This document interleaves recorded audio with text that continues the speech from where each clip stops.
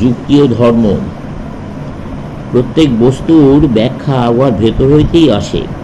এই ধারণার সহিত সংশ্লিষ্ট আরেকটি ধারণা হইল আধুনিক বিবর্তনবাদ। দুইটি ধারণাই একই মূল তত্ত্বের অভিব্যক্তি।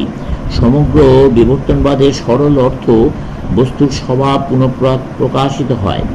কারণের অবস্থান্তর ছাড়া কার্য আর কিছুই নয়। কার্যের সম্ভাবনা কারণেই মধ্যেই নিহিত থাকে।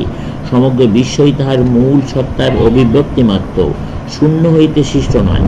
অর্থাৎ প্রত্যেক কার্যই তার পূর্ববর্তী কোনো কারণের পুনরাভিব্যক্তি। বিভিন্ন পরিস্থিতিতে শুধু তাহার অবস্থান্তর ঘটে। সমগ্র বিশ্ব জুড়িয়াই ইহাই ঘটিতেছে। কাজেই এইসব পরিবর্তনের কারণ খুঁজিতে আমাদের বিশ্বের বাইরে হাতড়াইবার প্রয়োজন নাই। বিশ্বের ভেতরেই সেই কারণ বর্তমান, বাইরের কারণ খোঁজা নিষ্প্রয়োজন। এই ধারণাটিও ধর্মকে ভূমিষ্যাৎ করিতেছে।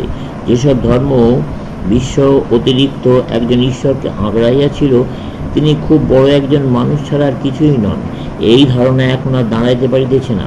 যেন জোর করিয়া টানিয়া এই ধারণাকে ভূপাতিত করা হইতেছে।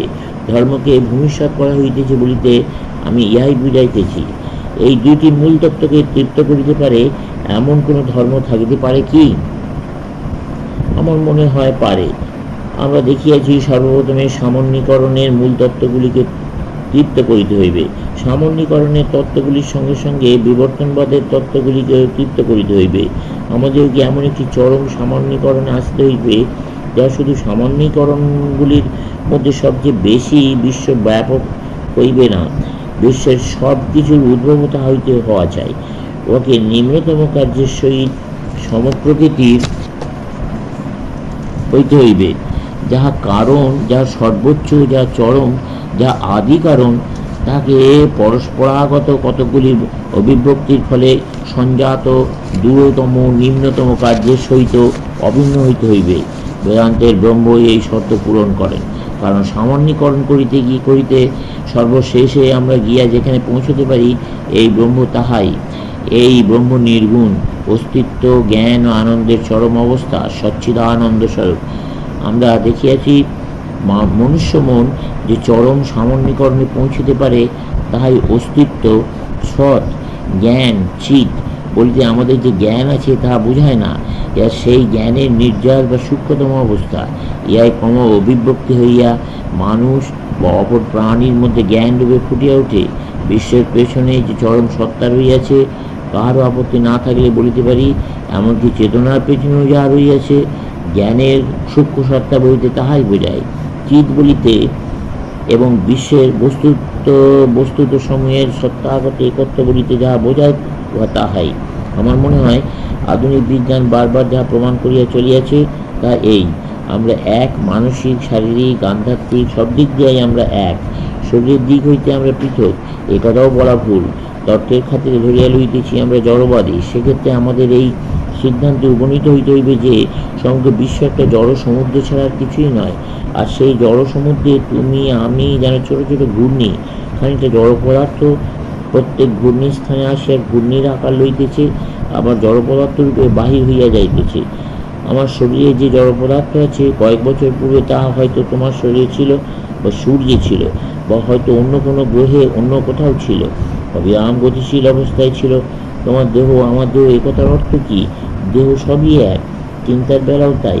চিন্তার একটি অসীম প্রসারী সমুদ্র রইয়াছে। তোমার মন, আমার মন, সেই সমুদ্রের ভেতরেই দুইটি ঘূর্ণি বিশেষ। ওর ফল কি এখনই প্রত্যক্ষ করিতেছ না? তোমার চিন্তা আমার মনে এবং আমার চিন্তা তোমার মনে প্রবেশ করিতেছে কি করিয়া? আমাদের সমস্ত জীবনই এক, আমরা এক, এমনকি চিন্তার দিক দিয়েও এক। সামান্যীকরণের দিকে আরও অগ্রসর হইলে পাওয়া যায় জড়বস্তু ও চিন্তার সূক্ষ্ম সত্তা আত্মাকে, যা হইতে উহারা অভিব্যক্ত হইতেছে। এই একত্র হইতে সব কিছু আসিয়াছে। সত্তার দিক হইতে সেগুলিকে এক হইতে হইবে। আমরা সর্বতভাবে এক, শরীর ও মনের দিক দিয়ে এক। আর আত্মার যদি আমাদের আদৌ বিশ্বাস থাকে, তাহলে আত্মার দিক হইতেও আমরা এক, একথা বলাই বাহুল্য। আধুনিক বিজ্ঞানে প্রতিদিন এই একত্বের কথা প্রমাণিত হইয়া চলিয়াছে। গর্বিত লোককে বলা হয়, তুমিও যা, ওই ক্ষুদ্র পোকাটিও তাই। তোমরাও উহার মধ্যে বিপুল পার্থক্য আছে, একথা ভাবিও না। উহার সঙ্গে তুমি এক। পূর্বজন্মে তুমিও একদিন ওই রকম পোকা ছিলে। পোকাই ক্রমোন্নতি হইতে হইতে কালে এই মানুষে হইয়াছে। যে মনুষ্যত্বের গর্বে তুমি এত গর্বিত, বস্তুর একত্বরূপ এই অপূর্ব তথ্যটি যা কিছুর অস্তিত্ব আছে তাহারই সহিত আমাদের এক করিয়া দেয়। এই তথ্যটি একটি মহান শিক্ষার বিষয়, কারণ আমাদের ভেতর অধিকাংশ লোকই উচ্চতর জীবনের সঙ্গে নিজেকে এক করিতে পারিলে খুশি হয়, কিন্তু কেউই নিম্নতর জীবনের সঙ্গে নিজেকে এক বলিয়া ভাবিতে চায় না। কারো পূর্বপুরুষ পশুতুল্য দস্যু বা দস্যু জমিদার হওয়া সত্ত্বেও যদি সমাজ কর্তৃক পূজিত হইয়া থাকেন, তবে আমরা প্রত্যেকেই নিজেকে তার বংশধর বলিয়া পরিচয় দেবার জন্য তাহার সহিত একটা সম্পর্ক খুঁজিতে তৎপর হই। মানুষের এমনই নির্বুদ্ধিতা। কিন্তু আমাদের পূর্বপুরুষের মধ্যে কোনো দরিদ্র ব্যক্তি সৎ এবং ভদ্র হইলেও আমরা কেহই তার বংশধর বলিয়া পরিচয় দিতে চাই না। কিন্তু আমাদের দৃষ্টি খুলিয়া যাইতেছে, সত্য ক্রমেই অধিকতর প্রকাশিত হইয়া পড়িতেছে, আর তাহাতে ধর্মের লাভ যথেষ্ট। আমি সে বিষয়ে বক্তৃতা দিতেছি। সেই অদ্বৈত তত্ত্ব ঠিক এই কথাই বলে, বিশ্বের মূল সত্তা ব্রহ্মই, সব জীবাত্মার স্বরূপ।